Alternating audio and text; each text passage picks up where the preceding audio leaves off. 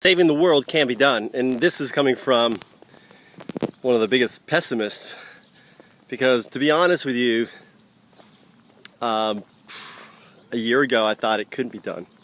So how could someone go from, we're doomed, to someone where there is hope?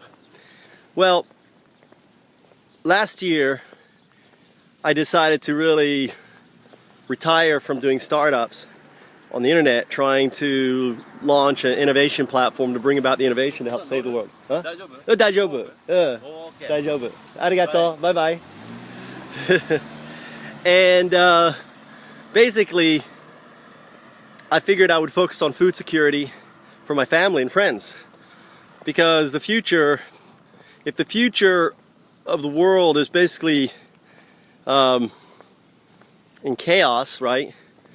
And financial markets and everything is built on one theory, one idea. I mean, our entire world is really, we are operating on an experiment, a global financial network that's never existed before, and we've seen it nearly collapse in 2007.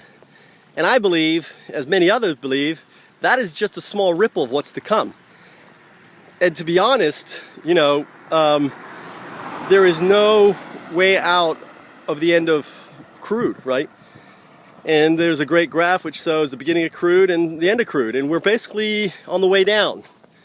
So, and there's been lots of books like The Limits to Growth, and I call it the collapse of growth, the limits to growth, the collapse of growth, because in every scenario, especially from the limits of growth, there's going to, it's going to collapse. It's not going to be a steady descent, it's going to be a collapse, right? So if it's going to be a collapse, what does that mean? Potentially supermarkets, food, everything is being disrupted, and you better have access to your food and stuff if you're going to make a difference for your family, right? Because ultimately, survival is based on Maslow's hierarchy of needs of food. Food is the first one. Shelter, clothing, right? Food, shelter, clothing. Food is the most important thing. It's the most valuable thing. And especially as we've watched food prices just in the last 5 years skyrocket way more than it has not stayed up with inflation. And now everyone's going organic, which is more inexpensive. If you can't afford organic, I tell people grow it, right? Because growing it isn't that difficult, right? So putting the seed in the ground and watering it 2 to 3 times a day, and you're pretty much golden. It will grow. And as long as you have a good living system, the soil, and if you don't, you can fix that too. So permaculture is all about really providing a solution for survival. And I've taken permaculture and I've actually tweaked it a little bit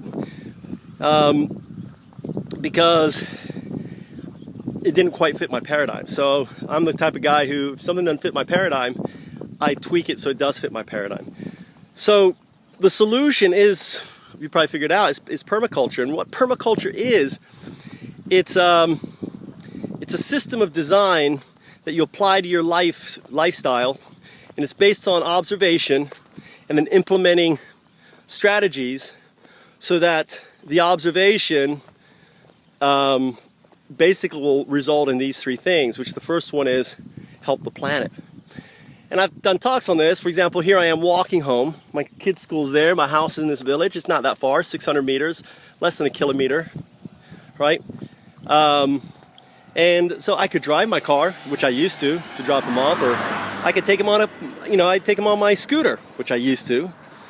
And I realized that, why aren't I walking? Well, I should be, so I am. So I made that design change to my life. So we walk to school now.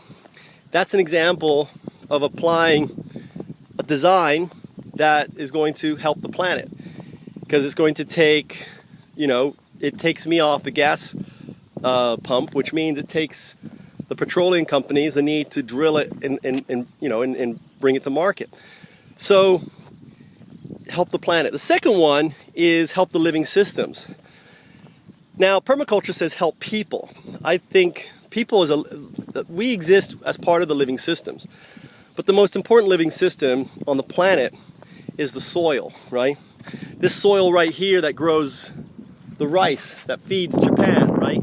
It's an important, very important living system.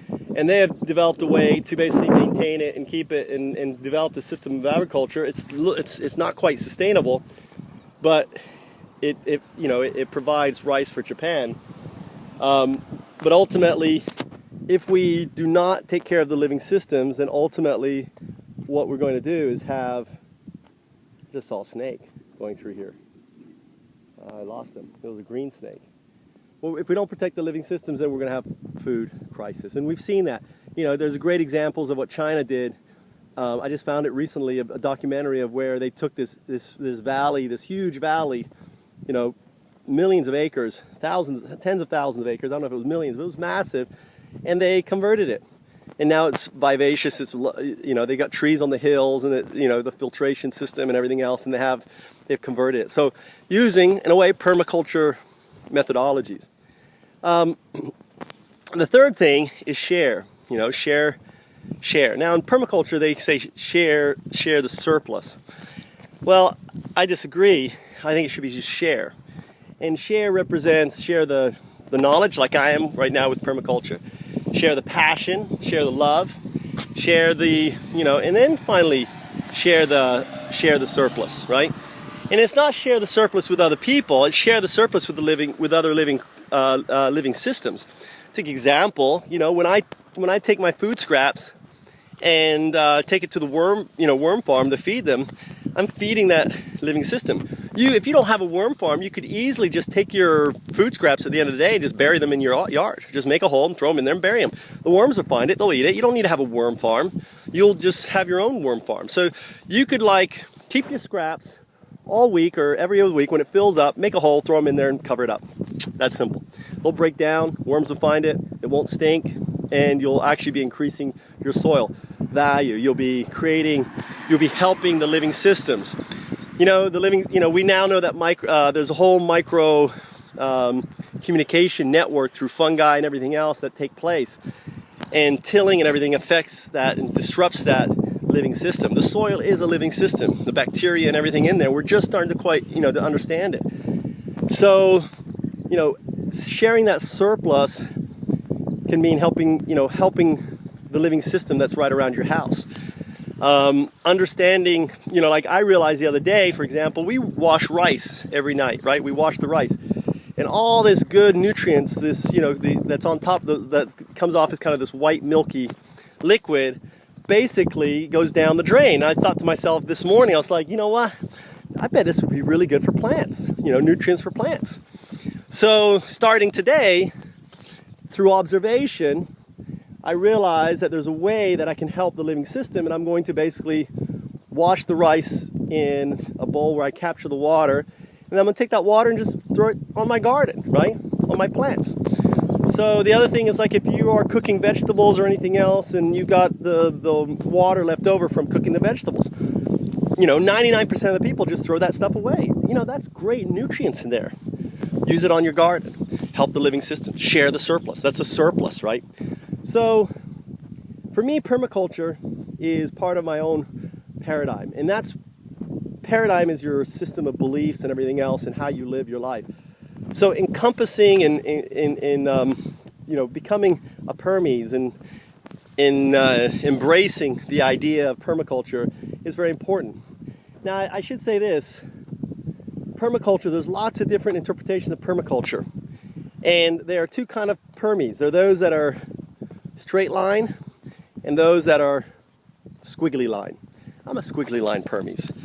I put everything into permaculture. Anything that basically helps the planet, I define as permaculture, right? Any design that's going to make the planet sustainable, whether it's hugelkultur, whether it's Fukuoka methodology, there's a whole bunch of different schools. If it's helping the planet, then it's permaculture. If it isn't, if it's harming the planet, then it isn't. So basically, if it's helping the planet, if it's helping the living systems, and it's shareable, right, then it's permaculture. It's that simple. That's how you define. You ask those three questions. Is it helping the planet? Yes. Is the action helping the living systems as a response? Yes. Are you sharing? Are you letting other people know? Yes. Then you're doing permaculture. It's that simple.